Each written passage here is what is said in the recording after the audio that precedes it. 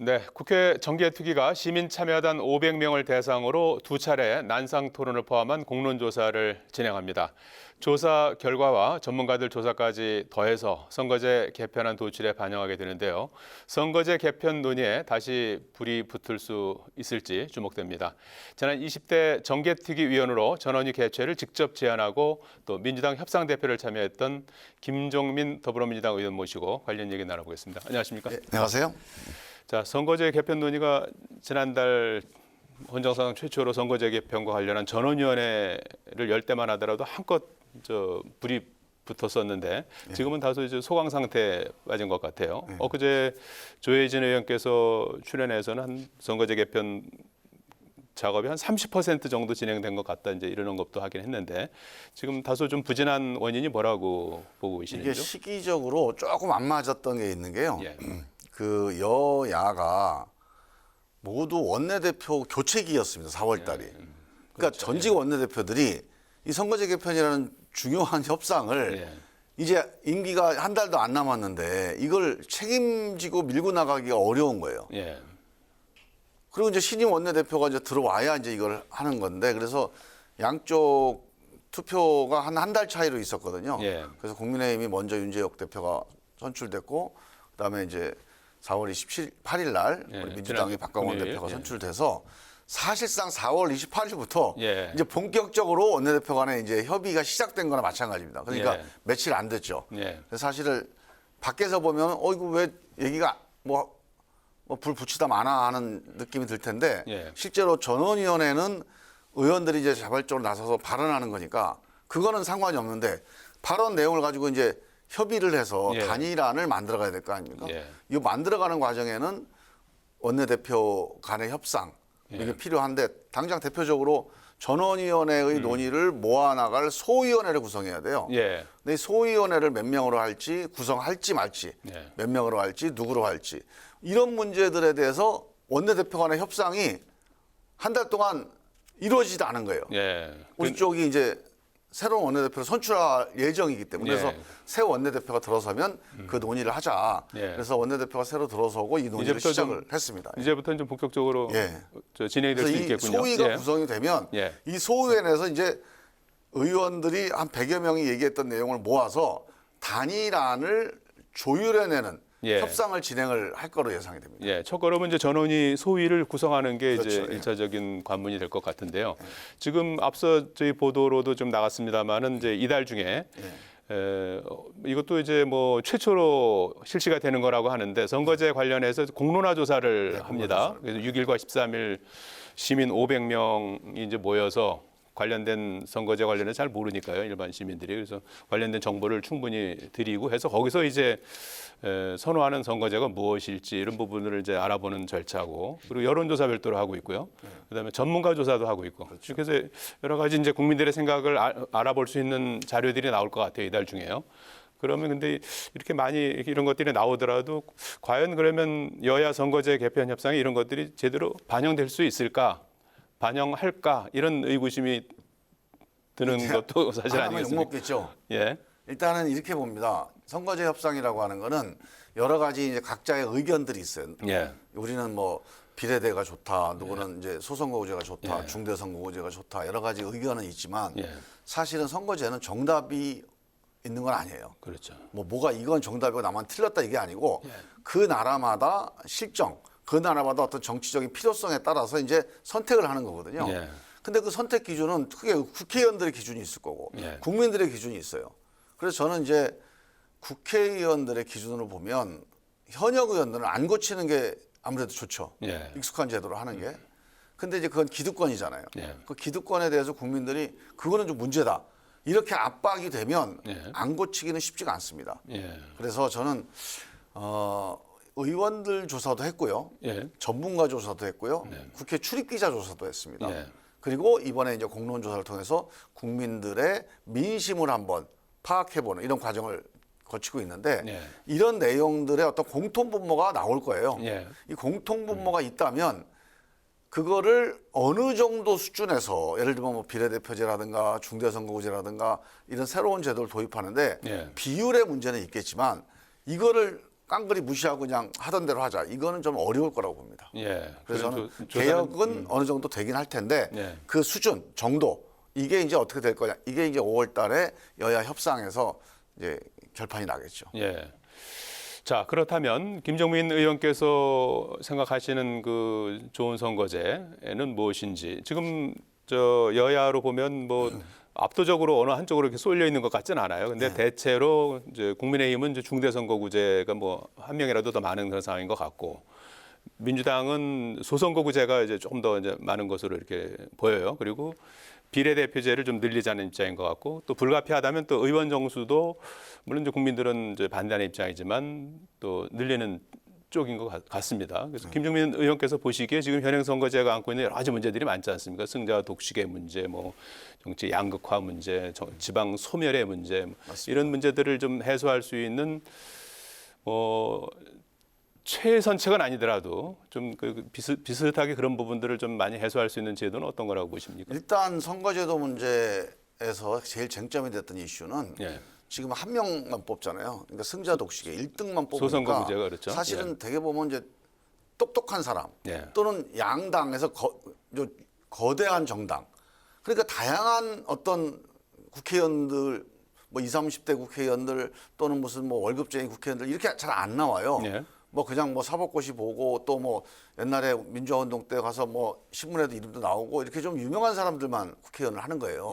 그 유럽 가면 그렇게 안 하거든요. 그래서 이거는 국민을 대표하는데 좀 문제가 있다. 그래서 다양성이 좀 보장되는 선거제도로 바뀌어야 된다. 이런 이제 주장이 계속 나왔고 노무현 대통령 이래로 가장 중요한 이제 그 쟁점 중에 하나가 이 다양성 중에 하나가 영남은 뭐 빨간당, 뭐 호남은 파란당. 이게 너무 이게 일방적이잖아요. 마치 그 일당 독재 같잖아요. 그러니까 이것도 문제다. 이 두 가지가 사실 선거제 개편에서 제일 많이 나온 얘기들입니다.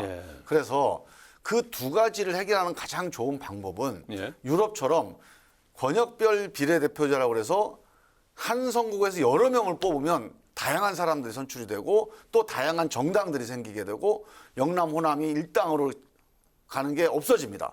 그래서 유럽처럼 권역별 비례대표제를 전면적으로 하면 좋은데 이게 좀 대선거구제거든요. 한 선거구에서 한 3명부터 20명까지 뽑아요. 선거구마다 좀 차이가 있는 거죠. 우리 뭐 대전이다 그러면 7명, 뭐 경북이다 그러면 13명, 뭐 이렇게 이제 여러 명을 뽑게 되는 건데 이렇게 하려면 지금 우리 소선거구 제도하고는 좀 너무 부딪히잖아요. 달라요. 그래서 한꺼번에 이렇게 변화를 하면 너무 변화의 폭이 상당히 크군요. 감당하기 어렵니까 이 중간을 절충해보자. 그래서 혼합제라는 게 있습니다. 소선거구도 하고 그다음에 이런 중대선거구도 하고 비례대표제는 대선거구제니까 중선거구는 대선거구제. 그러니까 소선거구하고 여러 명 뽑는 선거구제하고 두 개 혼합해서 하자. 이게 지금 어느 정도 컨센서스가 있어요. 근데 이제 우리 국민의힘에서는 이 중대선거구제를 한 3명 내지 5명씩 뽑는 중대선거구제를 하자. 뭐 이런 의견이고 민주당에서는 권역별 비례제에서 한 선거구에서 그래도 한 7, 8명에서 10명 뽑는 권역별 비례대표제를 하자. 요 차이가 좀 있는 겁니다. 그래서 요거는 저는 서로 간에 차이는 있지만 예를 들면 뭐 4명에서 6명 뽑는 그런 대선거구제 하나 하고 소선거구제 하나 해서 혼합제를 한다. 뭐 이런 뭔가 타협점이 만들어질 수 있는 거거든요. 소선거구제는 농촌에서 하는 걸 말씀하시는 건가요? 그렇죠. 지금 농촌에서 이제 농촌 내지는 뭐 중소도시에서 하고 대도시는 뭔가 대선거구제나 권역별 비례대표제로 해서 좀 여러 명을 뽑자. 왜냐하면 사실 뭐 도봉갑, 뭐 중랑갑을 이 구분이라는 게 서울 같은데 뭐 대도시는 사실 큰 의미가 없는 건데 국회의원 선거를 위해서 그냥 인위적으로 나누는 거잖아요. 그래서 이거는 조금 국민들 생활이나 아니면 뭔가 의식 수준에도 안 맞는다. 그래서 대도시는 뭐 이런 걸 해도 된다 이런 의견도 있어요. 그래서 이제 그 문제를 한번 논의를 해보는 건데 저는 접점이 있다고 봐요. 예를 들면 아까 얘기한 대로 국민의힘이 한 3명, 5명 뽑는 걸 하자고 주장을 하는 거예요. 우리 민주당은 그러면 사실 진짜 유명한 사람만 되지 않겠냐. 한 6명에서 8명 정도 해서 여러 사람이 들어올 수 있게 비례식으로 가자. 그러니까 정당 득표율대로 나눠서 배분하자. 이 접점이 그래서 뭐 4명에서 7명, 4명, 6명 이 정도의 접점도 가능하거든요. 이런 게 하나가 있고 또 하나는 국민의힘은 비례대표제를 싫어해요. 야 비례대표제 하니까 국민들이 싫어하지 않냐. 내가 직접 뽑지 않는다. 그리고 민주당은 비례대표제가 그래도 여러 다양한 이제 그 세력이 국회에 들어올 수 있는 통로다. 필요하다 이렇게 얘기를 해요. 지역구 선거를 좀 보완하는 효과도 그렇죠. 있는 거죠? 예. 지역구를 보완하는 효과가 있다. 둘 다 맞는 얘기예요.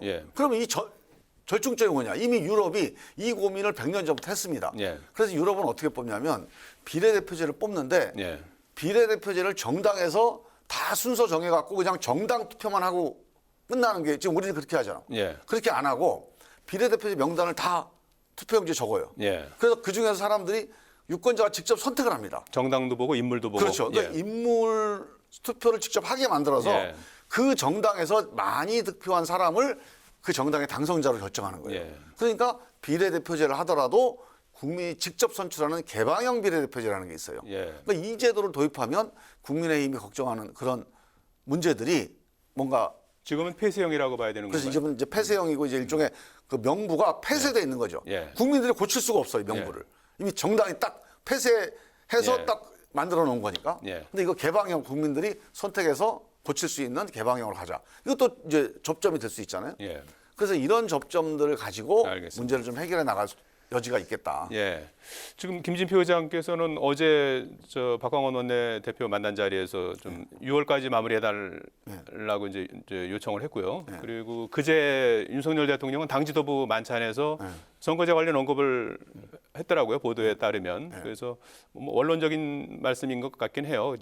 뭐 위성정당 문제 그걸 좀 해소해야 된다. 그리고 선거제 개표는 여야 합의로 됐으면 좋겠다. 뭐 이런 언급을 했던 것 같은데 어쨌든 이 좀 아까 앞서 좀 언급을 좀 했습니다만 어떻게 하면 좀 속도감 있게 이거 일정에 맞춰서 이런 모든 것들을 좀 해나갈 수 있는 그 뭐 절차라고 그럴까요? 좀 조언을 좀 해주신다면요. 이렇게 봅니다. 사람들이 야 이거 뭐 국회의원들 또 한다 그러다가 나중에 가면 또 자기들 밥그릇 때문에 안 하지 않겠냐 이렇게 얘기를 해요.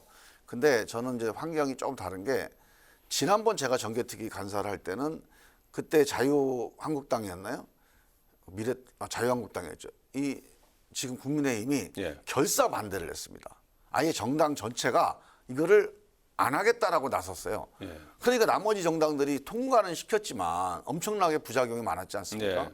지금은 여야 어느 정당도 이걸 하지 말자는 정당은 없습니다. 그렇죠. 하긴 해야 된다고 얘기는 해요. 근데 뒤로 좀 안 했으면 좋겠다, 좀 그냥 적게 고쳤으면 좋겠다 이런 마음이 있는 거예요. 속마음이. 그런데 저는 국회의원 한 50명 정도라도 반드시 해야 된다라고 강력하게 주장을 하면 이거를 막을 힘은 없습니다. 여야 어떤 지도부도. 지난번처럼 결사해서 막는 상황은 아니에요. 그렇다면 적극적으로 주장하는 사람이 있다면 우리 김진표 의장님이 대표적인 경우예요. 역대 의장님들이 다 이런 정치개혁에 대해서 상당히 적극적인 의지를 보였지만 아마 역대 의장 중에서 김진표 의장처럼 이렇게 확고하게 이 정치개혁을 뭔가 추동하는 그런 역할을 한 분이 또 없을 것 같아요. 그 저는 적극적으로 할 사람 50명 있으면 저는 된다. 꼭 뭐 150명까지 안 가도. 왜냐하면 많은 의원들이 이걸 반대는 안 합니다. 그러나 먼저 나서는 거에 대해서는 조금 소극적일 수 있어요. 그래서 저는 적극적인 의원 한 5, 60명이 반드시 이건 합시다라고 여야가 힘을 모으면 저는 어떤 식으로든지 개혁적인 선거법이 만들어지는 건 가능하다. 특히 이 소위원회가 구성이 되잖아요.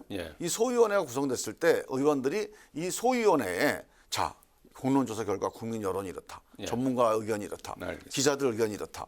의원들 지난번 전원위원회 의견이 이렇다. 그러니 이런 방향으로 갑시다라고 의원들의 의견이 활발히 소위원회에 전달되면 저는 어떤 식으로든지 매듭이 지어질 거다. 저는 그렇게 봅니다. 거기에는 지금 뭐 여야 의원 같이 지금 활동하고 있는 또 초당적 정치개혁 의원 모임 이런 부분도 이제 예전과 좀 다른 거니까요. 내가 그런 역할을 좀 해야 될 것 같아요. 알겠습니다. 당내 현안 잠깐 좀 여쭤보겠습니다. 어제 의총이 있었지 않습니까? 지금 돈봉투 의혹 관련해서 지금 상당히 지금 그 여러 가지 이제 어떻게 보면 쇄신 절차에 들어갔다고 봐야 되는 건가요? 어제 시작한 거죠. 이성만 의원하고 윤관석 의원이 이제 사실상 뭐 출당 조치라는 평가도 나오는데 탈당을 했고요. 어제 의총에 이어서 추가적으로 쇄신 의총을 또 한다고 그래요. 그래서 어제 나온 얘기들을 토대로 볼 때 어떤 쇄신책이 좀 필요하다고 보십니까? 저는 일단은 뭐 쇄신이라고 하는 게 뭐 멀리 갈 거 없이 이런 문제가 생기면 어떻게 해야 되느냐? 정당, 공당, 특히 민주당은 어떻게 해야 되느냐? 이 문제부터 짚어야 된다고 봐요. 어떻게 해야 됩니까? 이런 문제가 없이 갈 수는 없어요, 정당이라는 게. 뭐 어떤 사고가 날 수도 있고 또 어떤 의원이 어떤 뭐 검찰에 탄압을 받아서 수사를 받을 수도 있는 거고 또 언론에 뭔가 억울하게 비리가 밝혀졌는데 억울할 수도 있는 거예요. 예. 여러 가지 사건이 벌어집니다. 어떻게 해야 되지 이런 때? 그냥 이거는 뭐 그냥 밥값이나 기름밥 하라고 한 거니까 그냥 넘어가자 이렇게 가면 예. 그 정당 누가 찍어주겠습니까? 그다음에 자 이게 문제가 있는 것 같은데 괜히 긁어부스러 만들지 말고 그냥 조용히 그냥 덮고 가자. 이게 누가 찍어주겠어요 이런 정당 믿고? 저는 문제가 생기면 당의 공식기구에서 문제를 사실 확인을 하고 뭐 검찰이니까 수사는 못하겠죠. 못하면 못하는 대로 우리가 파악한 사실을 국민한테 보고를 해야 됩니다. 예. 그래서 우리는 이렇게 판단이 됐고 그 판단 결과 정확하게 죄를 지었는지는 모르겠으나 의혹과 의심이 있는 거는 피할 수가 없다. 예. 그래서 이 문제에 대해서는 자진 탈당을 권고했다. 예. 이렇게 발표를 해야 돼요. 예. 그러면 국민들이 그 사람이 문제는 있겠지만 아직 수사를 안 했으니까 모르는 거예요. 그렇지만 이 민주당이 그런 문제를 안고 가거나 덮을 당은 아니겠구나. 예. 그래야 이게 정상적인 정당 운영이 되는 거다. 그래서 저는 원칙과 기준을 세워서 절차대로 이 문제를 대처하자. 뭐 누구는 어떻게 하고 누구는 어떻게 하고 그렇게 하지 말고 그렇게 해야 그런 걸 보여줘야 국민들이 우리 민주당을 불신하거나 민주당에서 떠나가는 일이 없을 거 아니냐. 뭐 그런 말씀을 드렸고 예. 저는 지금도 그게 제일 중요한 원칙이라고 보는데 어느 순간부터 우리 민주당이 그런 거를 좀 안 하기 시작했다. 그래서 쇄신이라고 한다면 사실 무슨 되게 뭐 좋은 방향으로 가는 것보다는 그냥 할 거 하는 거야 이게. 예. 우리 예전에 했던 거 원래 정당이 해야 되는 거 그런 원칙 지키자. 뭐 이게 이제 제일 1차적인 쇄신의 방향이 되겠죠. 예. 충분히 뭐 그 지금 저 돈봉투 관련한 그 리스크에서 벗어날 수 있을 거라고 보십니까? 수습할 저는 수 이제 있다고 이렇게 보십니까? 봅니다. 이게 사건이 중요한 사건이에요. 예. 선거를 앞두고 매표 수준의 돈 봉투가 오갔다는 의혹이 있는 겁니다. 예. 사실은 몰라요 아직. 예. 이거를 우리가 덮고는 총선 못 갑니다. 이걸 덮어놓고 별거 아니다 유야무야 이렇게 해갖고 총선 가면 반드시 이게 마치 화산 폭발하듯이 터져 나올 거예요 아마. 예. 그래서 저는 이건 매듭은 짓고 가야 된다. 매듭 짓는 건 이거예요. 뭐 있는 걸 숨길 수는 없어요. 그렇지만 우리가 수사할 수도 없습니다. 그 한계를 국민한테 보고 드리고 우리가 할 수 있는 최선을 다해서 하는 그 거죠. 부분에서 지금 계속해서 좀 경계에서 그 같이 거론되는 것이 이제 이재명 대표의 또 사법 리스크 아니겠습니까? 네. 그 부분은 별건으로 보시나요? 어떻게 그것도 보십니까? 이제 이재명 대표 문제도 별도로? 예. 이재명 대표가 이제 문제가 되는 게 예. 만약에 이게 지금 정치 탄압이다 그러면 뭐 우리 당이 안고 가는 거 당 대표니까. 근데 정치 탄압이 아니다 그러면 거기에 대해서 책임지거나 뭐 후속 조치가 있어야 되는 거 아니에요. 예. 근데 아직 이 논쟁이 마무리가 안 된 겁니다. 워낙 지금 윤석열 검찰이 예. 너무 일방적으로 수사를 하고 압수수색도 하고 하다 보니까 예. 국민들도 야 이거 좀 무리한 수사 아니냐, 예. 정치 탄압 아니냐. 그리고 뭔가 정말 이재명 대표가 비리에 연루됐다는 직접적인 증거 같은 것도 없고 하니까 예. 그 상태에서 교착되어 있는 알겠습니다. 겁니다 이게. 예. 1분밖에 안 남아서요. 태영호 최고위원 그 녹취록 파문이 네. 커지고 있습니다. 아마 월요일에 아마 윤리위에서 징계 절차에 들어갈 것 같은데 이 부분은 어떻게 보고 계시는지요? 저는 이게 우리 대한민국 정치권이 이 정도까지는 아니었거든요. 예. 저는 우리 민주당을 뭐 잘했다는 게 아니라 민주당까지 포함해서 30초 남았습니다. 민주당 동봉투 사건이 녹취록이 방송에 나왔는데 예. 이거 정치 탄압이다. 태영호 의원 그 녹취록이 다 보도가 됐는데 이거는 뭐 내가 거짓말한 거다. 그다음에 대통령도 바이든이라고 발언한 거 국민들이 다 들었는데 난리면이라고 그랬다. 정치가 예. 이런 식으로 국민들로부터 야 저 사람들 거짓말쟁이네. 저는 이게 심각하다고 봅니다. 알겠습니다. 오늘 말씀 여기까지 듣겠습니다. 고맙습니다.